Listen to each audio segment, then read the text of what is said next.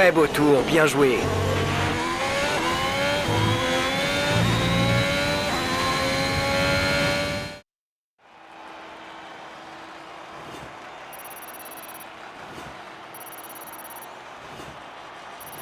Tout est prêt pour la course de demain, mais avant de commencer, regardons rapidement qui sont les premiers pilotes sur la grille. Le prodige, Hamilton et Valtteri Bottas. Et voilà qui met fin aux qualifications.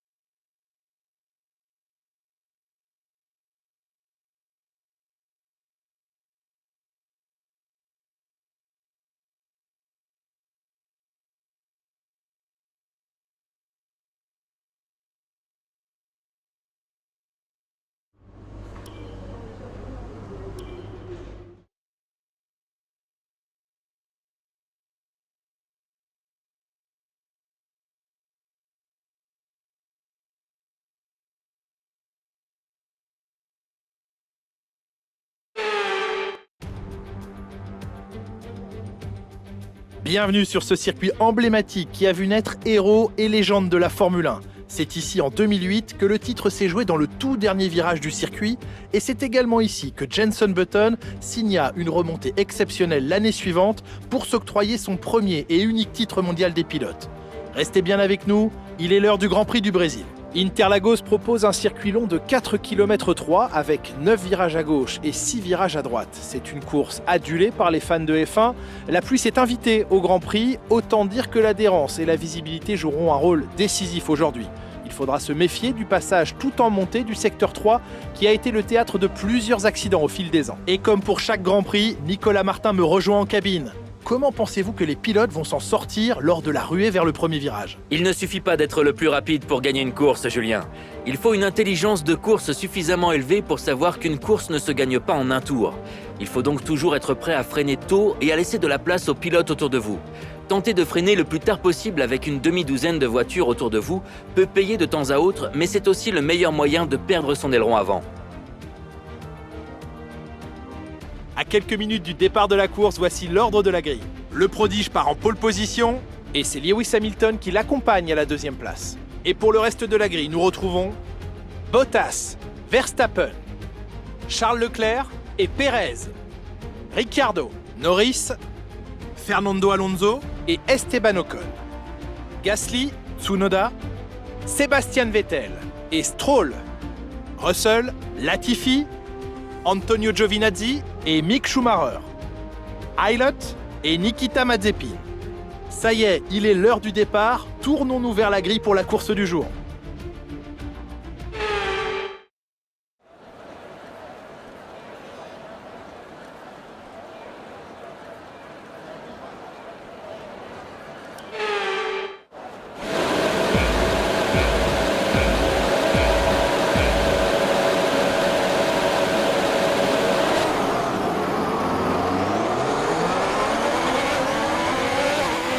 Le moteur à combustion interne affiche un niveau d'usure inquiétant.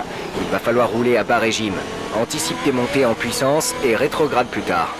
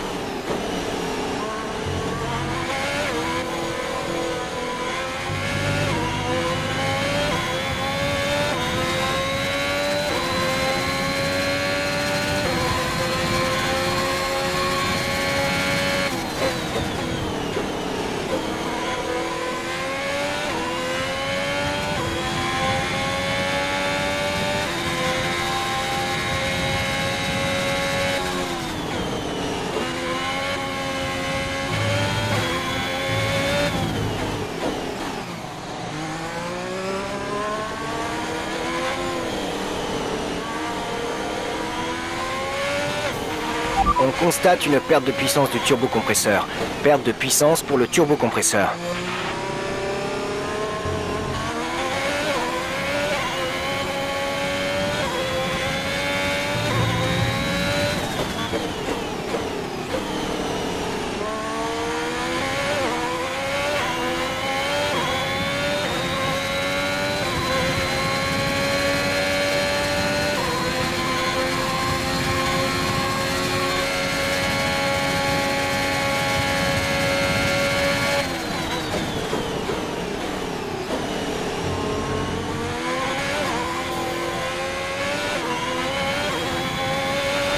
Creuse un écart confortable de plusieurs secondes par tour entre la voiture de derrière et toi.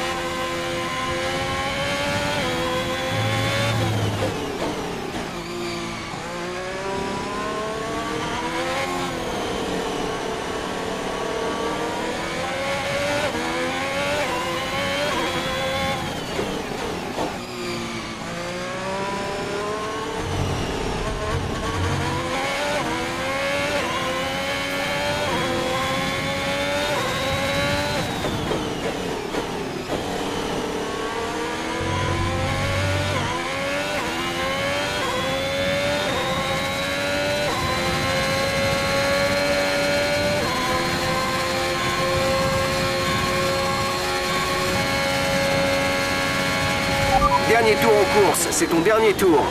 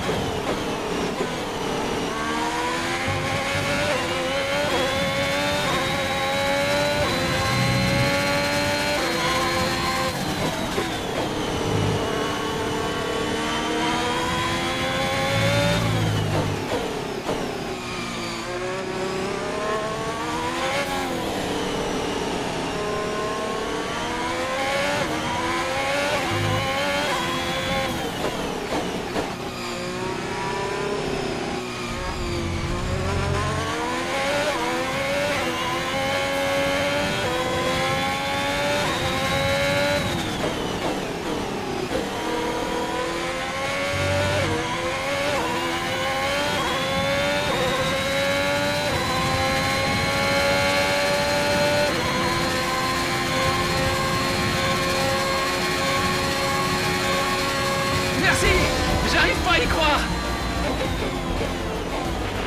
Quel pilotage! Victoire de course!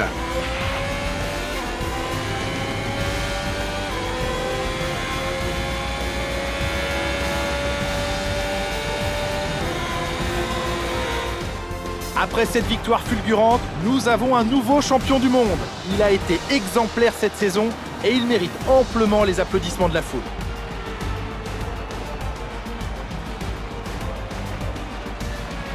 À votre avis, Nicolas, qu'est-ce qui a fait qu'il a pris le dessus sur les autres aujourd'hui? Dans ces conditions, les pilotes ne réussissent à maîtriser leur véhicule qu'au prix d'efforts colossaux. Cette victoire est donc tout à leur honneur. Ils ont su exploiter au mieux l'adhérence, les bonnes trajectoires et n'ont pas hésité à hausser le rythme pour tirer leur épingle du jeu. C'est ainsi qu'ils ont décroché la première place.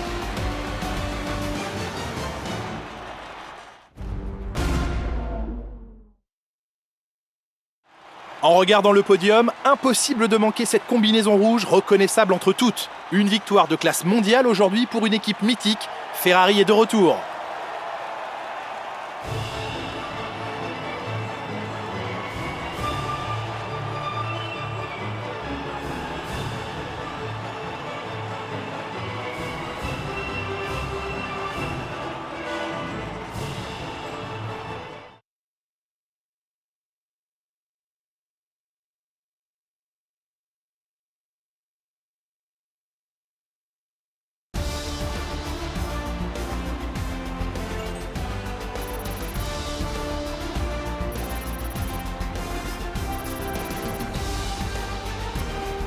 Nous avions une belle brochette de talent en piste aujourd'hui, Nicolas, mais qui choisiriez-vous comme pilote du jour? Eh bien Julien, Daniel Ricciardo est mon pilote du jour. Moins pour ce qu'il a réussi que pour le peu d'erreurs qu'il a commises. Un pilotage parfait. Passons à présent au constructeur.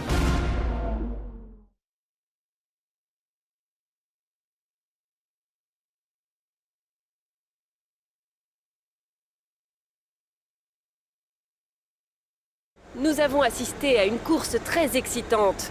Êtes-vous de cet avis? Vous déjouez les pronostics. Pensez-vous avoir été sous-estimé?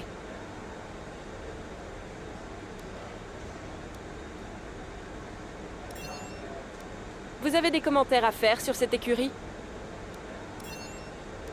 Comment votre équipe a-t-elle géré les mauvaises conditions d'aujourd'hui?